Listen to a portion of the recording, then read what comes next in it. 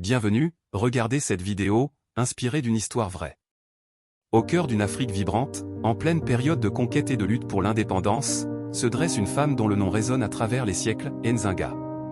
Connue sous le nom de reine Nzinga Mbande, elle gouverne le royaume de Ndongo, situé dans l'actuel Angola. Mais son règne n'est pas un conte de fées faciles, il est forgé dans la douleur, la lutte, et surtout, la persévérance.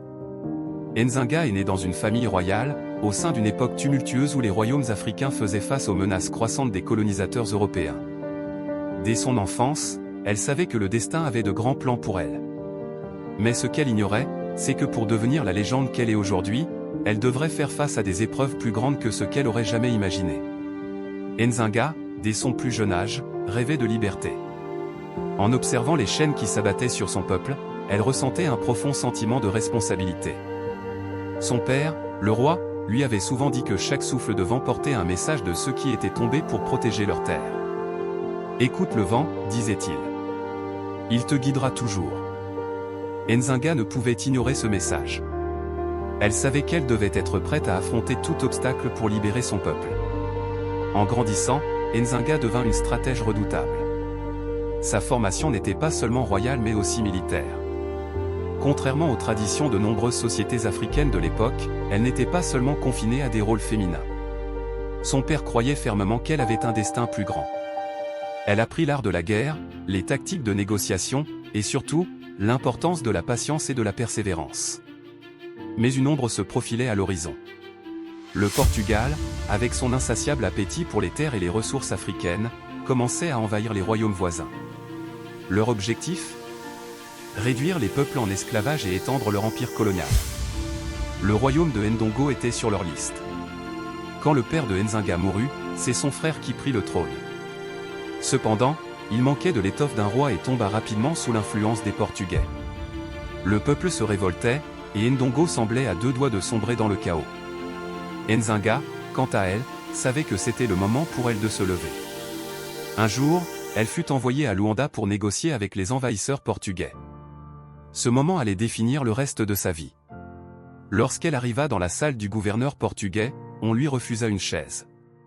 Le gouverneur voulait symboliser la soumission de son peuple en la forçant à se tenir debout devant lui. Mais Nzinga, avec une dignité inébranlable, ne céda pas à l'humiliation. Elle ordonna à l'un de ses serviteurs de se mettre à genoux devant elle, et s'assit sur son dos. Ce geste, plein de symbolisme, montrait qu'elle ne se plierait jamais à l'autorité des Portugais.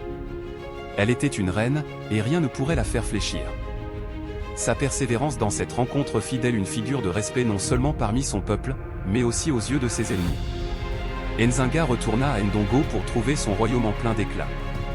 Son frère, incapable de gérer la pression, se suicida, laissant Nzinga devant une lourde tâche, reprendre le trône et sauver son peuple. Elle fut couronnée reine, mais son règne n'allait pas être paisible. Le Portugal intensifiait ses attaques, capturant des villages, réduisant des familles en esclavage. Nzinga savait qu'elle devait riposter. La guerre contre les Portugais fut longue et épuisante. Nzinga ne menait pas seulement des batailles sur le champ de guerre, mais aussi dans les couloirs de la diplomatie. Elle fit des alliances avec des tribus voisines et même avec les Néerlandais, qui, eux aussi, cherchaient à contrer l'influence portugaise. Mais au-delà de ces tactiques militaires, Nzinga comprenait le pouvoir de la persévérance. Le vent lui avait enseigné la patience. Elle savait que chaque défaite n'était qu'une étape vers la victoire finale. Et même si les Portugais continuaient de la harceler, elle n'abandonna jamais son rêve de libérer son peuple. Nzinga affronta plusieurs tragédies personnelles. Son frère et sa sœur furent tués. Beaucoup de ses guerriers perdirent la vie, et son peuple souffrait de la famine à cause des attaques incessantes des colonisateurs. Mais à chaque fois qu'elle sentait la douleur la submerger, elle se souvenait des mots de son père, « Écoute le vent ». Le vent lui disait de continuer. Malgré la dévastation, elle réussit à fonder un nouveau royaume à Matamba, où elle accueillit des esclaves en fuite et renforça son armée. Matamba devint une forteresse de résistance, un phare d'espoir dans un océan de désespoir. Nzinga mena ses troupes dans des batailles épiques contre les Portugais. Elle employa des tactiques de guérilla, surprenant ses ennemis dans les jungles denses et les montagnes escarpées. À chaque victoire, elle savait qu'elle se rapprochait de son objectif ultime, une Afrique libre des chaînes coloniales. Après des décennies de lutte, Nzinga parvint enfin à obtenir une trêve avec les Portugais. Ils avaient compris qu'ils ne pourraient jamais soumettre cette reine indomptable ni son peuple. Nzinga, maintenant dans ses dernières années, avait prouvé que la persévérance, comme le vent, pouvait éroder même les montagnes les plus solides. Bien que Nzinga ne vit jamais l'Afrique totalement libre, elle avait planté les graines de la résistance qui allait inspirer des générations futures. Ses actes de courage et de persévérance devinrent une légende, racontée de village en village, jusqu'à nos jours. Nzinga est un symbole de la persévérance incarnée. Son histoire nous enseigne que même face aux plus grands obstacles, nous devons continuer à avancer. Comme le vent, nous devons rester constants et implacables dans notre quête de justice et de liberté. Le souffle de Nzinga résonne encore aujourd'hui, rappelant à chacun de nous que la persévérance est l'arme la plus puissante que nous puissions posséder. Le vent ne se lasse jamais de souffler, et l'arbre qui plie, mais ne rompt pas, reste debout. Ce proverbe illustre la persévérance, l'art de ne jamais abandonner malgré les tempêtes. Nzinga est l'incarnation de cet arbre qui a résisté aux vents les plus violents, et elle nous inspire à faire de même dans nos propres vies. Merci d'avoir regardé la vidéo jusqu'à la fin.